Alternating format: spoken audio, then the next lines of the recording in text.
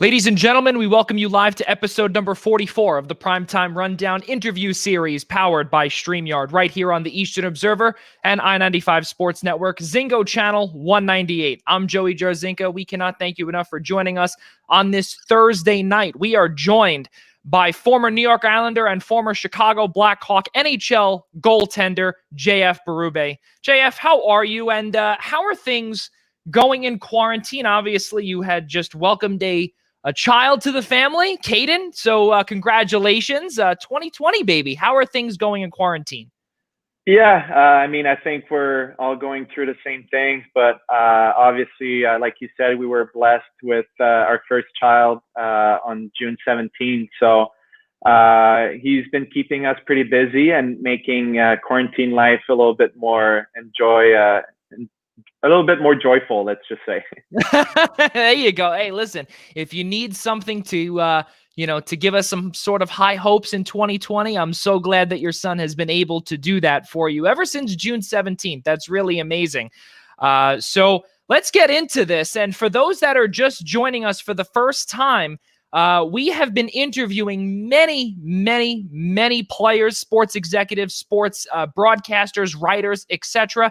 And JF Berube is one of 44 that has taken his time to really join us, and it's amazing. And I can't wait to get to know who you are outside of the media guide, because we only get a little snippet of who you are, and now we're going to find out really who you are and how you got to where you are today.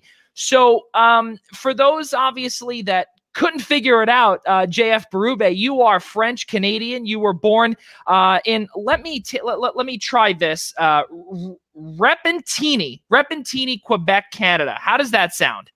Yeah, you're pretty close. Repentigny is how we say it, but you were close enough.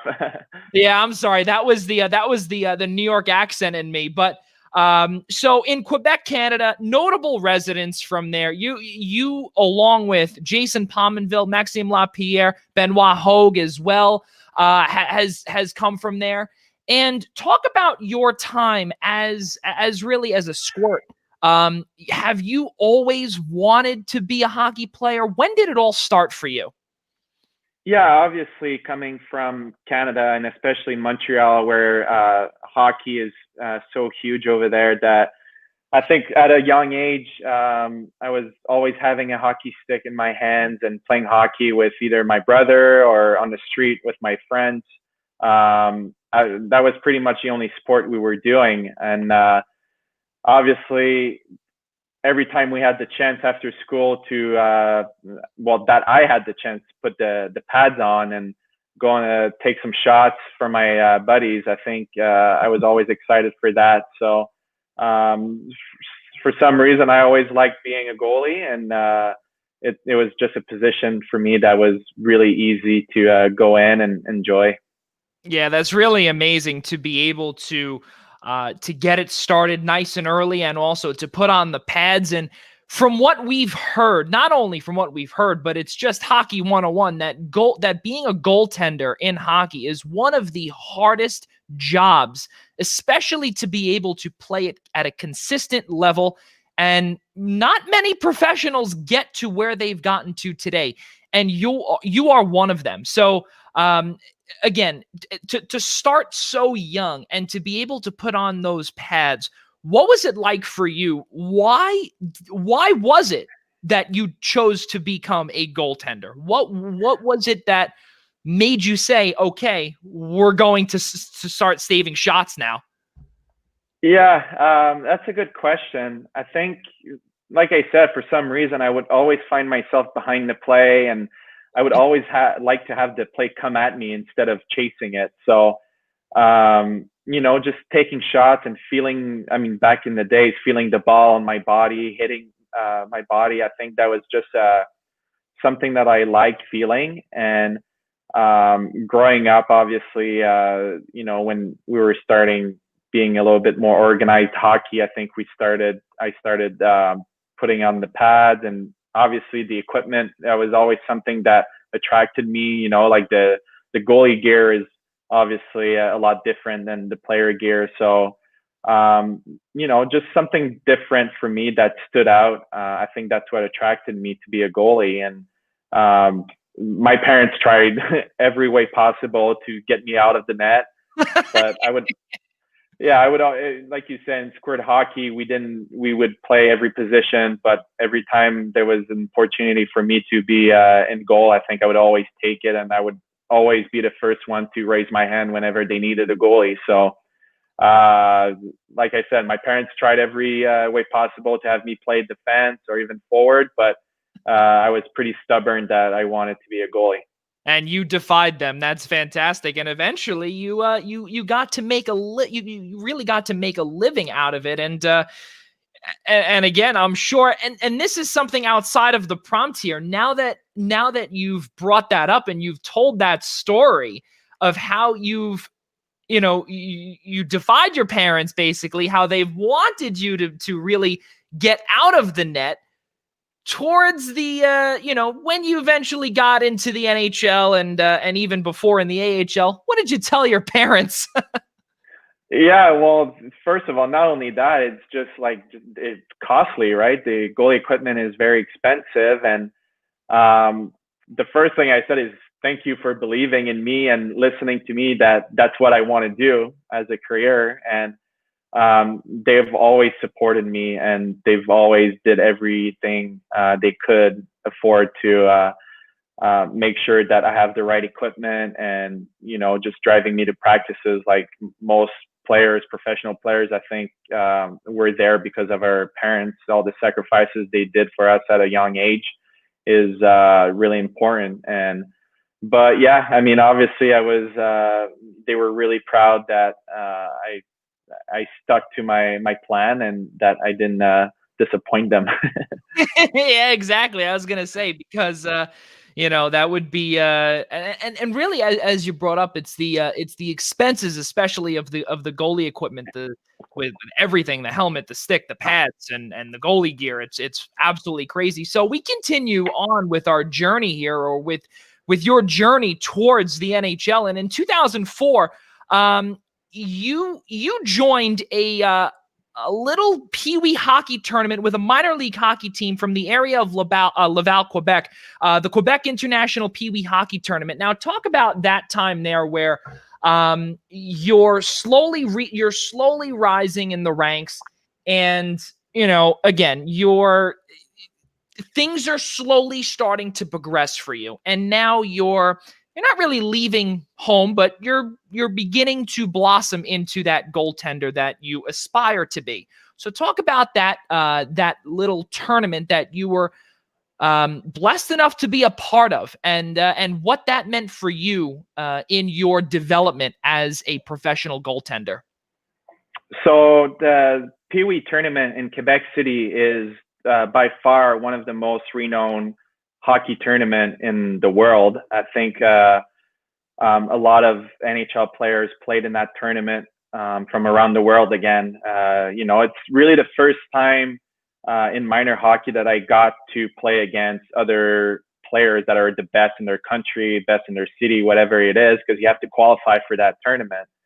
And so it was really special. First of all, first time playing in front of a big crowd in a big arena, where back in the days it was the Pepsi Coliseum, which sat probably 17,000 people. And when you're 13 years old and you get about 5,000 people in the stands, I think it's really impressive, and you kind of get a little taste of what it's like to be a professional hockey player. So a lot of jitters, and at the same time, just to compare yourself to where you stand compared to other players around the United States and Canada. And we did pretty well that tournament. The first time I went there, we lost in quarterfinals, and it was just amazing just to be, like I said, in front of a big crowd and hearing all the noise, and kind of have my first feel for, having all eyes on you and making a big save and hearing the crowd's reaction. I think that was really something special, and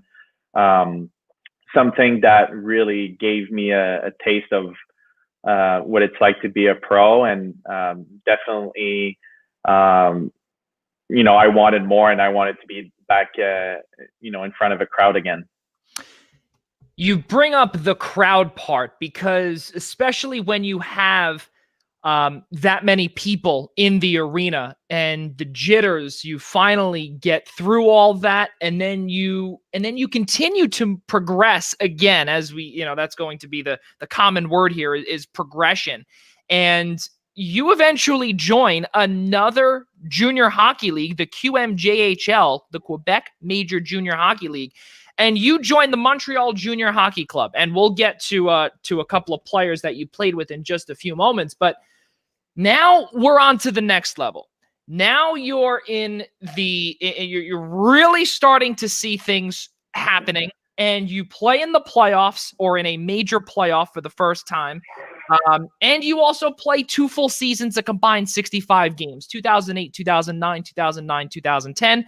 Talk about your time there and someone that you played with 2008, 2009 by the name of Jake Allen, I believe.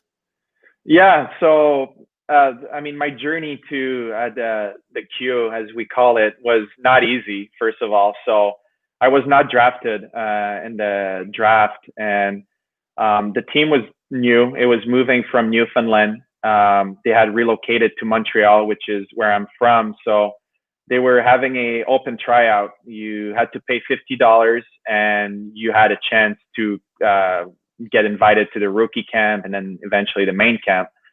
So, I was with my goalie coach at the time, and he saw the ad in the newspaper, and he said, I think you should try out, and who knows where it's going to go. It's a good training camp to prepare you for your next season and see where you stand. So I showed up, paid $50, and next thing you know, I made the team. So that was very exciting. And then obviously Jake Allen was there. He was obviously a great mentor for me.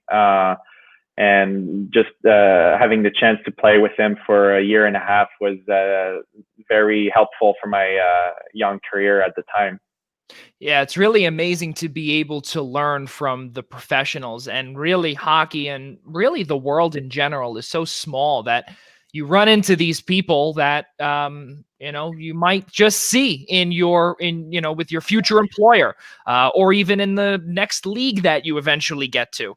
And that's really cool to be able to learn from a future NHLer just like Jake and yourself. And, eventually you get there.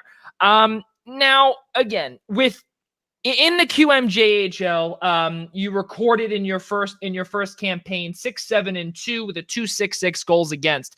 And then in the playoffs, you played 10 games. You allowed 1 goal.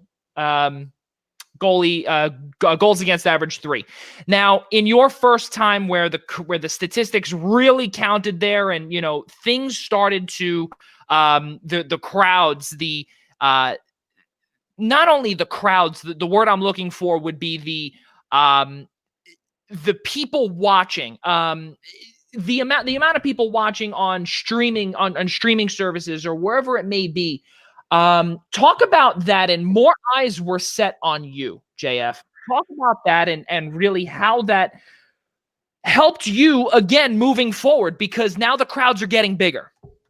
Yeah, crowds are getting bigger and stakes are getting bigger too. That's it's a good how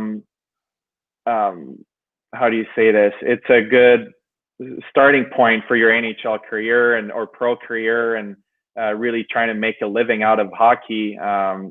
There's a lot of players there, and you have to stand out. And for sure, for me, I was behind Jake Allen, so I knew I wasn't getting many games. So for me, it was that much more important that night in and night out, I had to perform and make sure I was sharp whenever I had to go in. And I remember my goalie coach would come in and he would say, listen, I don't want to put any pressure on you, but I know you're not playing tonight, but we have a couple scouts that called us and they're going to be at the game tonight, and make sure you have a good warm up. So for me, it went beyond just having a good game. It was always making sure that in warm up and practices, whenever it was, there's always someone watching. So like you said, whether it's at the game in the stands or on streaming devices and whichever way, there was always someone, eyes were always on me. And I think I learned that pretty early. And I think it kind of set me up for the future, for the way I practice, the way I play is I try to make, play like it's my last game every time. Yeah, that's really the best way to look at it, is to play every game like it's game 7. That's really the best way to look at it. 2009, we move forward. You speak about the scouts. You speak about all eyes are on you now. And I don't know, the LA Kings come calling and they draft you 95th overall in the 2009 NHL draft.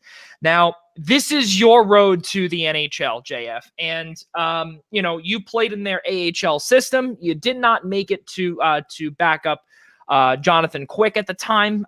Jonas Enroth did beat you out at the time, but you eventually find a home in New York. We'll get to that in just a second, as I'm sure we have some Islanders fans watching. But you get drafted. Let's start there. You get drafted, and you say to yourself, pinch me. Am I dreaming? What really went through your mind when you heard your name get called? Yeah, it was definitely a very special moment, and even more special was that it was in Montreal. So having friends and family at the event, and it was something that I can't even describe. And honestly, I think if it was somewhere else, I don't even know if I would have went, just because, well, first of all, I had only played, I think, 20 games that my draft year. So I knew there was some interest, but I thought that at the very best, I would get a tryout, just an invite to camp.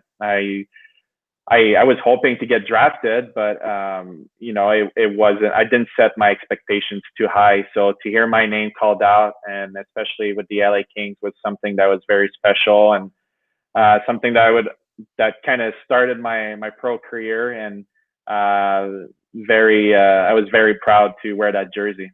Yeah, and to be able to sign an entry-level deal just about a year later, it's really amazing again to get to that point and then to go to Los Angeles. Now, this is something else where we've asked many people before, and actually we asked one of your former teammates, Curtis Gabriel, who was on the show about a few months ago. But now this is a question for you, because you've actually done this before. Now, when you came from Quebec and you stayed in the area, but now you're heading all the way across the continent and you're going to the West Coast.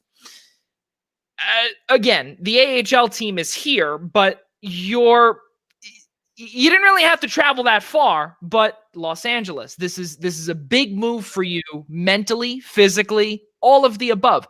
What was your thought process when, like I said, when Los Angeles came on calling and you're saying to yourself, I could make this NHL squad? What would it be like to pack your bags up and ship out to the West Coast? Yeah, it was my first time really leaving home, as we can say, and going from coast to coast, literally, was something that was a little intimidating. And my English wasn't that good at the time, but at the same time, hockey is a pretty easy language to speak. So, and as a goalie, you don't need to communicate as much as other players. So for me, I think it was a little intimidating in that sense in the locker room and having to speak English. And I was lucky enough where Nick Delorier, another French guy, was drafted that same year with me. So I was lucky enough. We were traveling together. So, that really made it a little bit easier transition. But obviously, like a lot of jitters, I was a little intimidated getting to camp and finally being in the same locker room as some of those NHL players that, I was only 18 years old at the time, and you're in the play on the ice with other like 27, 30-year-old players that are established and that you see on television all the time was a little intimidating. But at the same time, once you step on the ice, I kind of settled in and felt more comfortable. And I felt like that's something that I could be really good at. It's almost like being starstruck when you start to see your idols on the ice and you're playing alongside them, or you're saving a puck from somebody that, you know, you've watched for many years. It's probably the coolest thing that not only you can dream of, but anyone can dream of. It's really amazing stuff. But we keep moving forward here, and your time in Los Angeles was rather short, but you got a lot of recognition out here on Long Island. And you were waived by Los Angeles in 2015. And just 4 days later, you made your NHL debut with the New York Islanders. And coincidentally, it was actually against your future employer, the Chicago Blackhawks. But to start off with the main question here, when you get waived at first, JF, you have that feeling of, this is the start of a career. This is the start of something big. And you think to yourself that you're really going to be in Los Angeles for the better part of your career. Do most players, or yourself, did you think that once I'm in Los Angeles, I am here for good? And what did you ever think about when you were going or moving up the rankings about the business side of hockey? What were your thoughts the moment October 6, 2015, when that happened? Yeah, obviously, everyone who gets drafted by a team, they want to make a career with that team. And I think there's a lot of pride that comes with it. And you want to, you know, show them that they made the right decision by picking you.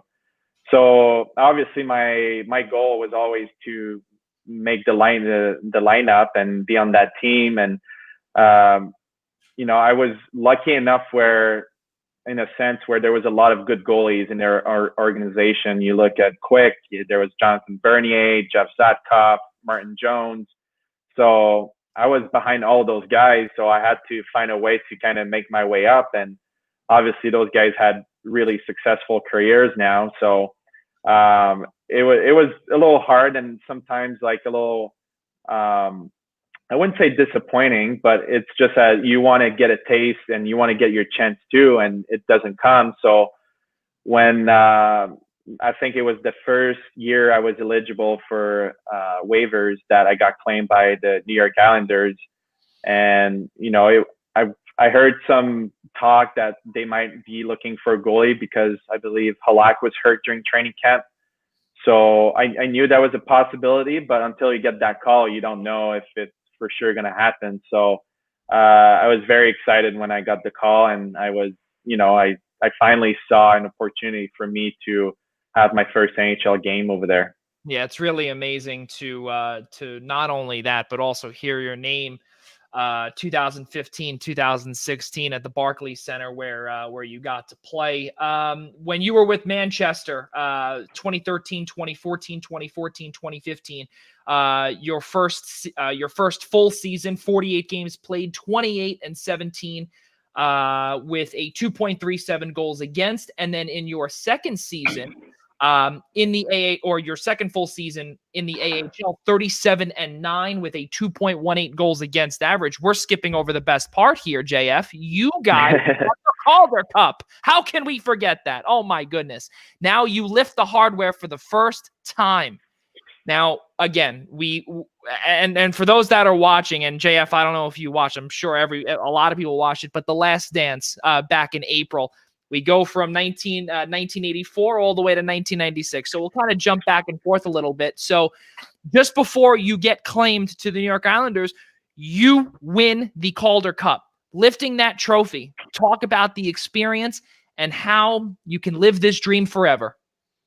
Yeah, well, even before that, the year before we won the Calder Cup, I was a Black Ace with the LA Kings, and I got the chance to be with them the whole way, and I actually got the chance to lift the Stanley Cup. So that really put fuel into my body, and you're not part of it. You're just on the side. You're just kind of riding the boat and soaking everything in.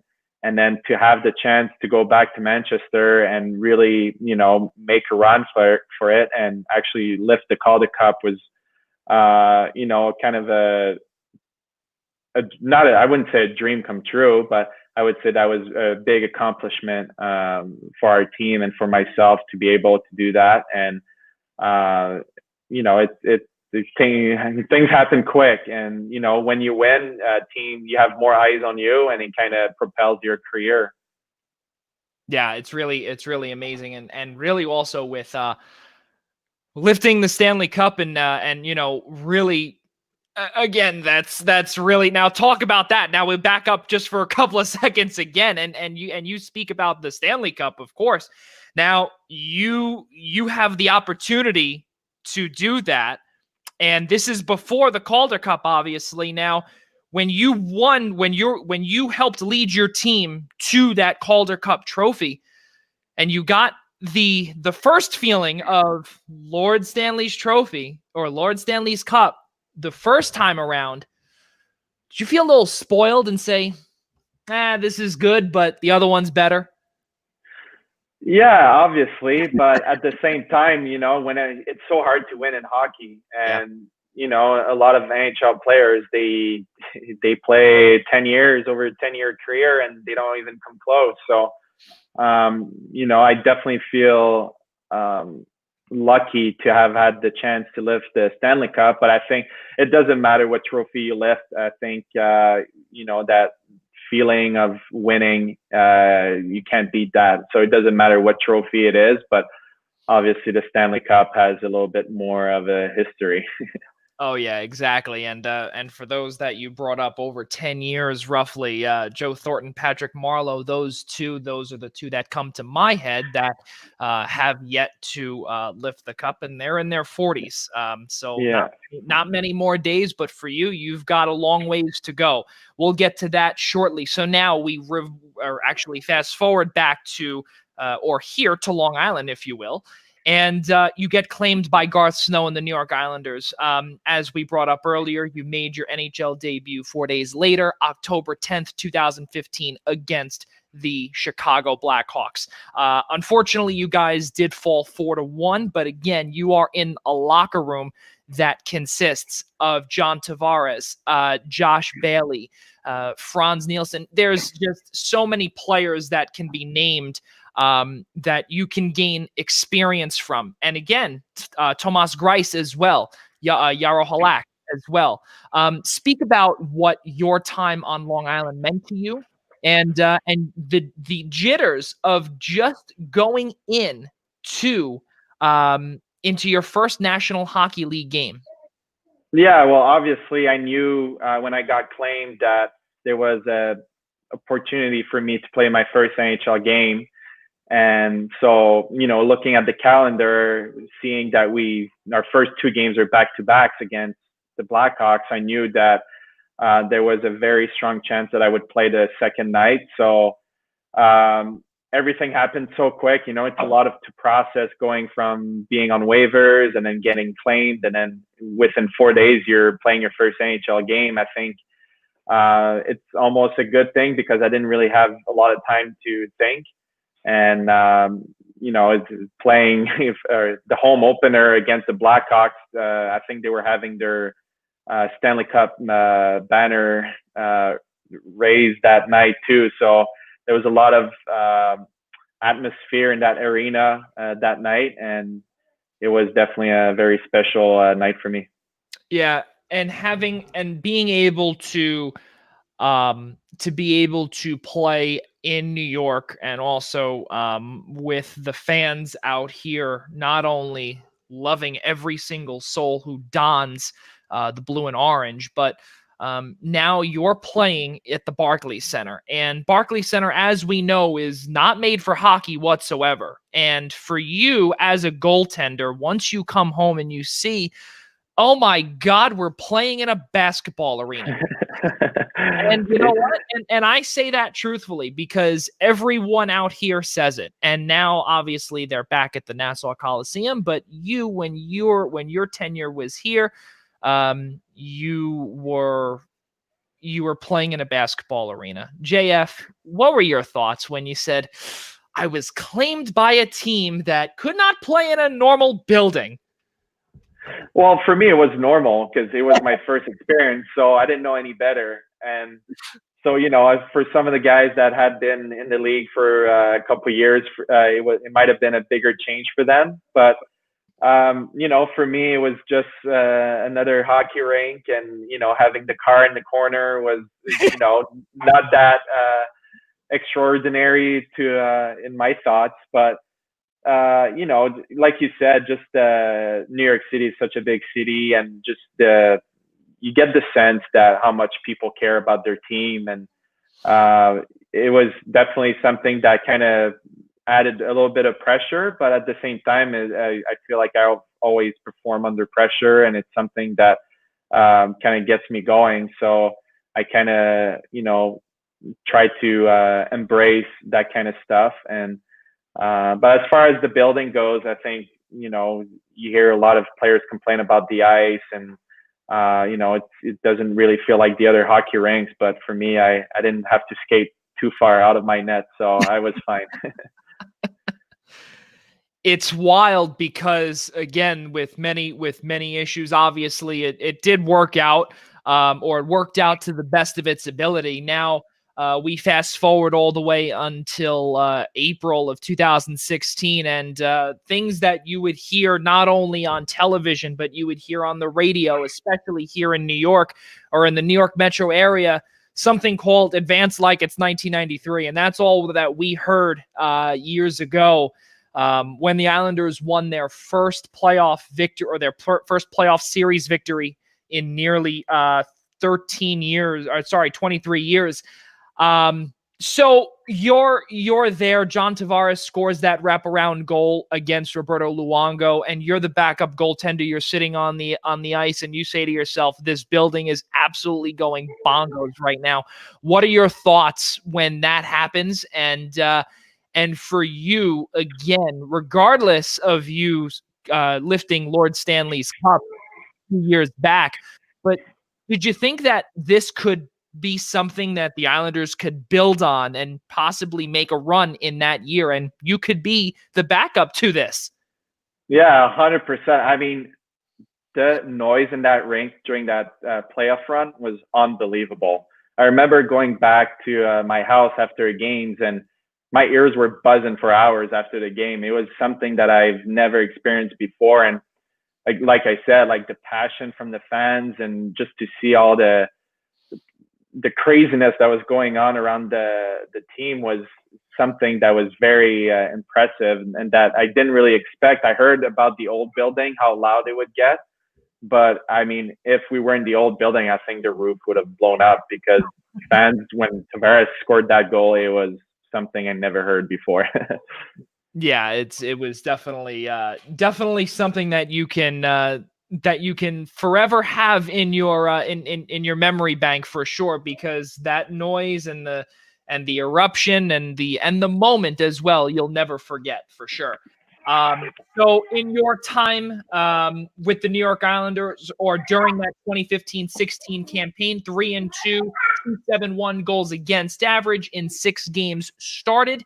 Now, when you opened the season behind Jaro Halak and behind Thomas Greiss, and I remember this was big, where this made NHL Network, this made NHL radio, everything, where it could be a three-headed monster on Long Island. And for a goaltender, and not only for you, but also for your mentors above in Halak and Greiss, what are your thoughts as a goaltender now, looking back and saying to yourself, that is maybe not a position that you ever want to be in again if you were to, really progress as a goaltender, because that's tough stuff, especially when you have three-headed monster in net. It's usually a pretty good situation. Yeah, I mean, 3 goalies for 1 net is not ideal. And obviously, if you talk to any goalies, it's hard to be a backup goalie.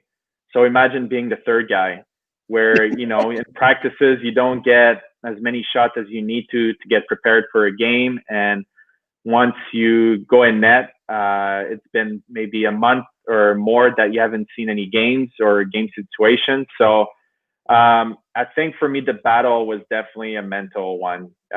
Physically, I felt fine, but to go in and to feel good about my game when my last game dated a couple of weeks ago, I think it's really hard. And if obviously you have a bad game, it kind of sits in your head for a little while. So it was definitely challenging, and I had to find ways to stay sharp. And nobody cares if you've been off the ice or off the net for a couple months. They want to win. So I think I had a lot of pressure on my shoulders, and I think I did the best I could with what I had. And at the end of the day, I was still very grateful I was in the NHL, because obviously that's where everyone wants to be. So I tried to see the positives and just work as hard as I could every day, and then make sure that mentally I do what I had to do to stay sharp and make sure that when I get the start, that I'm ready to go. When you hear your name called, or you hear your name in potential trade talks or anything along those lines, how difficult is it for you, God forbid, to hear certain things like that? If, let's say, for instance, you are, or actually it did happen for you. You were selected in the NHL expansion draft, but we'll get to that in a second. But when it comes to the business side of things, and you hear these rumors, or if you're ever on Twitter, which I see you're really not, which is fantastic. You live, I tell you, JF, you live in a fantastic world where you just completely tune everybody out. I love it. And I wish that more people were like you. It would be a much better world. No kidding. So all joking aside and all seriousness aside, when you see and hear certain things like that, especially in the media capital of the world here in New York, what are your thoughts where, you can't redeem yourself because there's not one, but two guys ahead of you, and you could be dangling as bait to head out west to Las Vegas? What are your thoughts there? And how difficult is the mental capacity as well, and the mental state for you? Because as you just alluded to earlier, you want to be able to redeem yourself, and mentally it takes a toll. Yeah, I mean, you're working hard every day, and you hear rumors. You try to block that outside noise, though. I think as a professional athlete, you want to stay in the moment and kind of, we hear the word bubble a lot nowadays, but you really have to create a bubble around yourself, because it can be tough on you sometimes. There's times where I was a little too open to what people would say in the medias and stuff like that, and it really affects professional athletes. And I think you have to tune out that noise, that outside noise, and focus on the job you have to do, because there's a lot of people talking, a lot of media's throwing rumors out there, and a lot of them are true, but a lot of them are also false. So I mean, for me, whenever I heard my name, I think I try not to pay too much attention to it, because, like I said, my job is to perform on the ice on that day. So it doesn't matter what's being said outside the arena. That's up to the media to speculate and talk and do their job. So it can be hard, but at the same time, I think it's part of the sport, and you have to learn how to deal with that. Yeah, and you know what? And something that we hear in 2020, we hear the phrase "fake news," and that's kind of what many people have done, especially to players as well. And they almost throw you into a trap, and that's what the reporters out here do. And it's it's just everywhere, and especially here in New York, it's the worst. And to be able to get through it, and really, what they say is that if you can do it out here in New York, you can really much do it everywhere. And that's you were able to get through it. You were able to get through the whole thing, which is great. And 2016, 2017, you guys missed the playoffs by just one measly point. My goodness, I'll never forget that. And that was a little bit of not great, obviously. 14 games played for you, 3-2-2 is your record, 3-4-2 goals against. Midway through, you have a coaching change, and Jack Capuano is gone. Doug Weight is inserted. And again, now things continue to happen. You have personnel changes now, and you're starting to see the rapid change with the New York Islanders organization. Did you see yourself struggling once Doug Weight came in, where you're used to playing under Capuano, and now we're starting to see that, as we said, personnel change, coaching? Really, I think, if I'm not mistaken, a lot of the stuff stayed the same, but was it a little different for you once he was let go? No, I thought, obviously it's never easy whenever you have a coaching change mid-season. I think there's a lot of technical changes happening within the system, and they kind of want to tailor the game more like they want us to play it. So, but as a goalie, I think our job stays the same, and thankfully we don't have to worry too much about the system. So I think for me, the change didn't do anything. And, Doug was unbelievable with me. He knew that it wasn't an easy position for me. So, a couple of times he came and talked to me and tried to make me feel as comfortable as I could. And he would try to give me a heads up ahead of time whenever he knew I would be in net. So that really helped me kind of prepare. But again, there was a lot of pressure. We were in a playoff run, and the standing being so tight in our division every year, you really can't have it's a matter of 1 point like it happened for us. So every games are important, and for me it was definitely adding a little bit more pressure whenever I had to go in. But you try not to look at the big picture and just focus on that one game. But Doug was unbelievable with me, and I have only good things to say about that. That's really amazing. And then as we brought up earlier, your tenure in New York would conclude following the season. You were selected in the NHL expansion draft to Vegas, something that, again, not many people can say that it happened to. And it was all through a trade that was made by Garth Snow and George McPhee. There was a couple of picks, Mikhail Grabowski, and a part of that was, McPhee was told to select you. But then you signed a contract in Chicago instead on free agency frenzy day, July 1st. So you got a completely fresh start in the Western Conference. Now you're really going back. Now you've gone from one coast all the way to the other, and now you're dead smack in the middle. So now I settled for the middle. Yeah, exactly. So you sign a 2-year deal in Chicago worth $1.5 million. You get to make a little bit of dough there, which is fantastic as always. And again, you play in the AHL, the Rockford Ice Hogs, 7-8, 2.37 goals against, 27-2018. And you have 10 starts with Chicago. Now you're playing with the big boys. This team is 2 years coming off of their Stanley Cup run, and they're slowly trending downward. But now, again, let's face facts here. You're playing with Jonathan Toews, Duncan Keith, Patrick Kane. The list goes on. Talk about your time playing. How can we forget? How about legendary head coach Joel Quenneville? Talk about that time, because Chicago, you're talking about another storied franchise. Yeah, obviously a couple future Hall of Famer on that team. But at the same time, you just get to talk to them and they make you feel comfortable.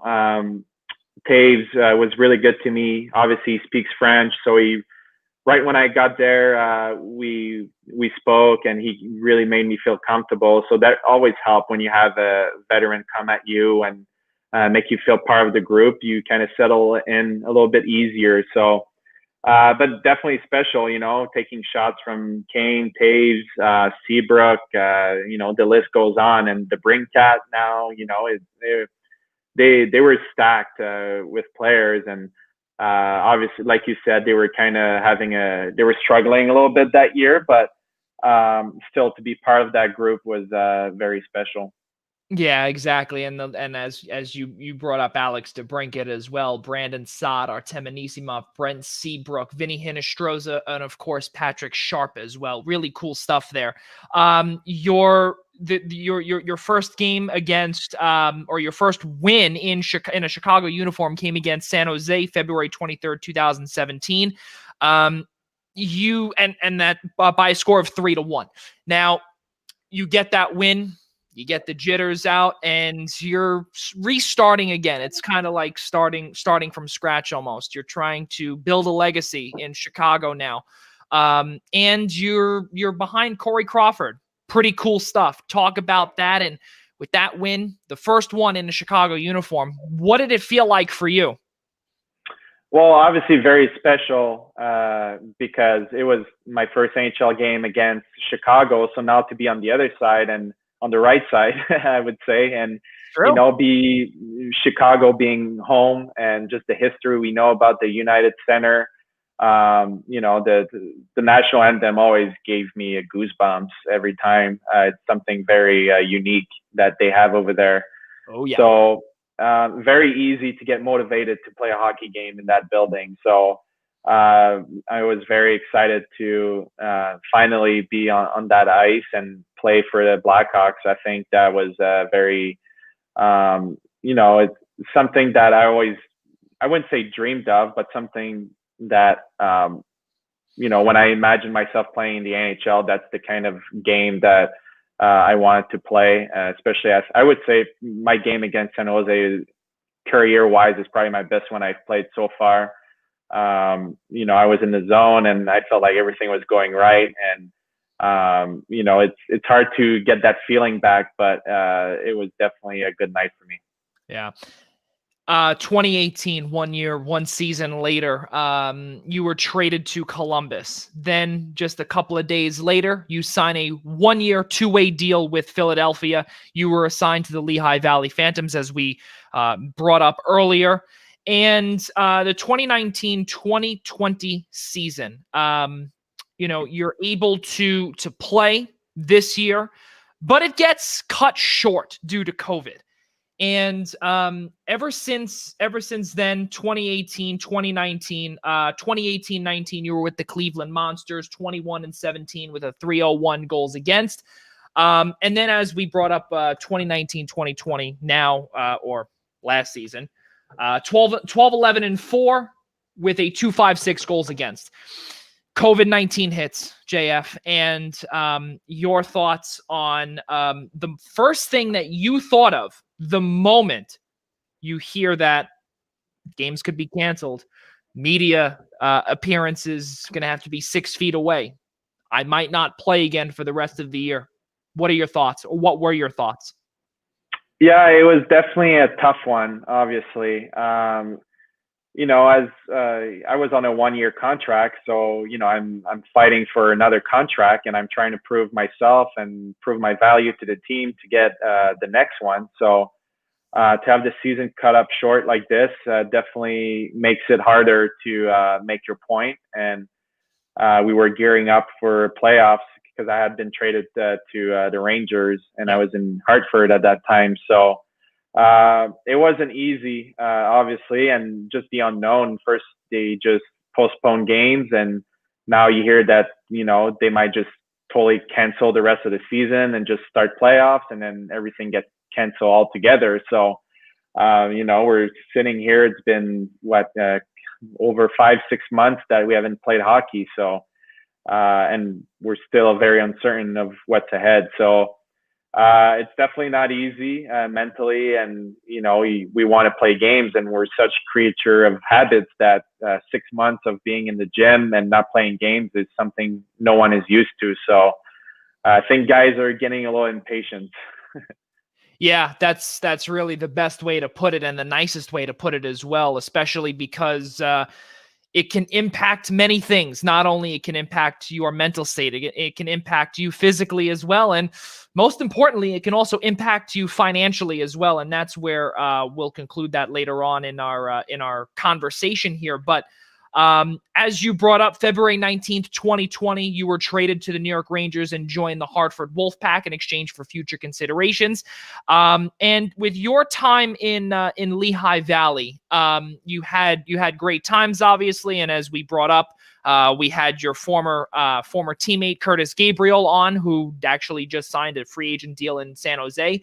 But now back to you, though, and you're a free agent. You're 29 years old, and I can guarantee, JF, that there is a ton of hockey left to play in you.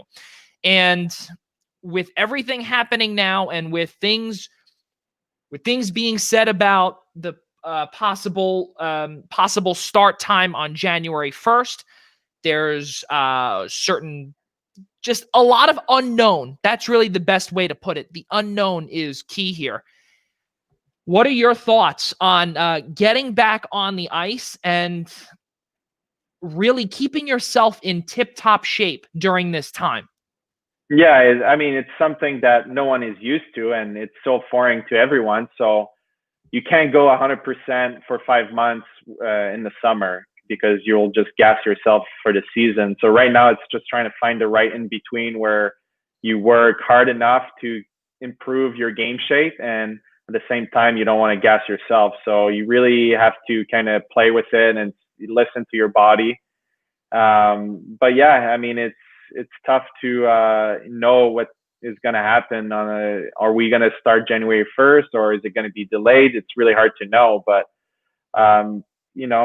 I tried to look at old clips of games, tried to do more video in the summer than I ever done, because that's the only way, that's as close to a game as I can get to. So I'm lucky enough where out here, I'm in California, and we have a good group of pro players that we skate together twice a week, and we play some scrimmages. So, that's all we can do for now to stay as close as game shape as we can.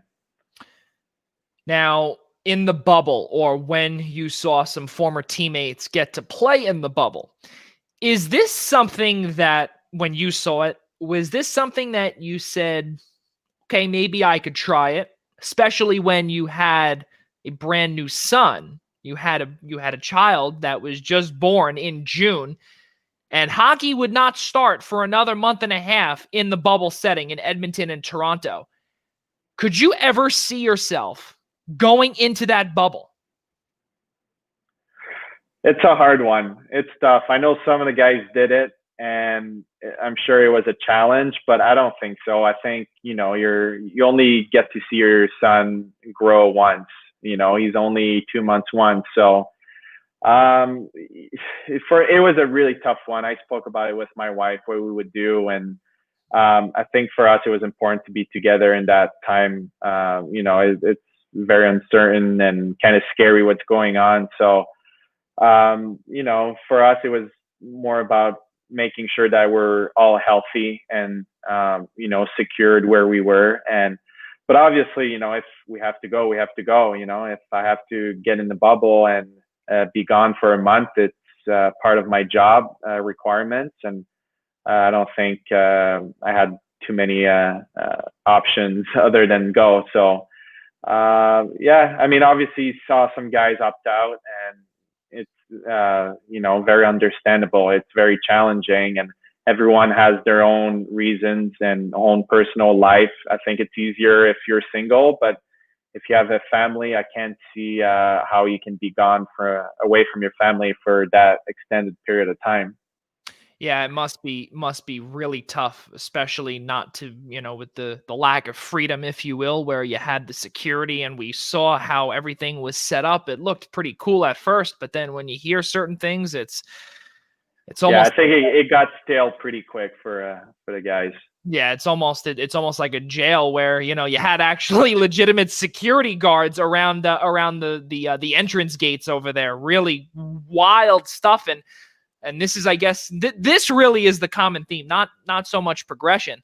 Everything is like 2020. 2020 is throwing us curveballs and everything. It's wild. And, now with everything uncertain, JF, you say to yourself, to your younger self now, if this pandemic, let's say, happened many years ago, and in the time that you were just becoming an up-and-coming professional, and let's say if the pandemic occurred in 2008, 2009, what do you tell yourself then to really keep yourself on your toes?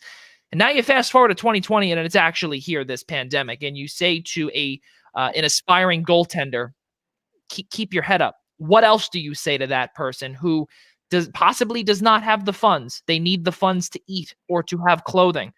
What do you say to them? Honestly, I thought about it, and I don't know. I don't know how I would react. It's obviously a very important year for them. All the 19-year-old, 18-year-old, 20-year-old. That's where they make their name, and that's when they kind of build their pro career. So I think you just got to stick with it, and you got to think that there's going to be light at the end of the tunnel, and it's just a little hump that we have to cross, and everyone's on the same boat. They're not alone. There's other players that are wondering the same things, and I think that's what's great about the hockey community. I think players talk a lot, and they try to find ways to stay sharp and just be ready whenever it starts, because when it starts, there's no excuses. Everyone's been off for an extended period of time, and you got to be ready to go, and you don't want to miss the boat. JF, we hope to see you in an NHL uniform sooner rather than later, because I could tell you, we all miss you out here on Long Island. Really, really amazing guy, amazing player. But before we let you go, we want to ask you two final questions here, and really the biggest inspiration for you, or who rather would be the biggest inspiration for you to keep your head up, and really, who would you like to say that who was your biggest inspiration to get you to where you are today? Well, I think hockey-wise, I never really had one particular player that I looked up to. I think I'm someone who likes to kind of pick the best of a lot of goalies and kind of make my own thought of it, I would say. But I always obviously looked at guys like Marc-Andre Fleury. I like Jose Theodore when he was in Montreal. I can't pinpoint someone that really, I looked up to. And I get that question all the time, and I never know exactly what to answer, because I've always tried to idolize all the goalies. And I think that I know now more than ever that it's really hard to make it to the NHL, and not only to make it, but to stay there is even harder. So I think that you kind of have to diversify your toolbox a little bit, and make sure that you have different tools, because you can't show up with just one tool at work, because it's not going to work. That's pretty good. That's a very good analogy. And also exactly what you said, to try and stay in the NHL, it's got to be the hardest thing. It's the same thing as working out too. The more muscle you put on, you could eventually lose it just as fast as you gained it, which is a very difficult thing anyway. So, for a lot of athletes like yourself, I'm sure it's, you can attest to that. It's very difficult, and it can be lost just like that if you don't keep up with it. So really good stuff there. Aside from your son being born, has there been any other extracurricular activities that you've taken up during this 6 month? And actually, no, we're in November. We're losing track of our months, dates, and years. We've been in quarantine for nearly 8 months now. How fast 8 months goes by. So JF, that would be the final question for you, is that in the last 8 months, has there been any other projects, obviously quality family time, TV shows, movies, etc., gym routines, different things you've been working on, house projects? No. So obviously, being in California, I think I golfed a lot more than I had the chance when I was in Montreal. I don't have to worry about the weather. It's going to be raining here. So, it's been good to get out and spend some time outside and go hiking. I have a dog. I have a miniature Australian Shepherd that needs a lot of walks and needs to burn a lot of energy. So try to go to the park as much as we can. And but obviously, I mean, my days are pretty busy with the little one. He's been a handful. We're pretty lucky because he's been sleeping 10 hours since he's been 2 months. So he's all ready for hockey season, and I'm sure he won't bother me for my naps and my night of sleep. That's for sure. Oh, that's great. That's fantastic. Oh my goodness. Well, ladies and gentlemen, JF Berube, everybody, NHL goaltender, currently a free agent. And JF, I along with all New York Islanders faithful, New York Rangers, every NHL team and every NHL fan and journalist out there, I really do hope that you do land a home sooner rather than later, especially during these unknown times where it can be very just up in the air for a lot of players. And, like I said, I really hope that you do find a home soon. And we wish you all the best, all of us here from the Eastern Observer. Well, thank you very much, Joey. I really appreciate it. Yeah, absolutely, for sure. And just before you do go, ladies and gentlemen, tomorrow night, the Primetime Rundown, powered by StreamYard, continues episode number 42 of the Primetime Rundown. Ian Schreier, Rob DeLuca, and Casey Bryant will be back tomorrow night, starting at 6 p.m. right here on the Eastern Observer and I-95 channel 198 on Zingo. Ladies and gentlemen, one final time for JF Berube, I'm Joey Jarzynka, and for all of us at the Eastern Observer, we'll see you next time.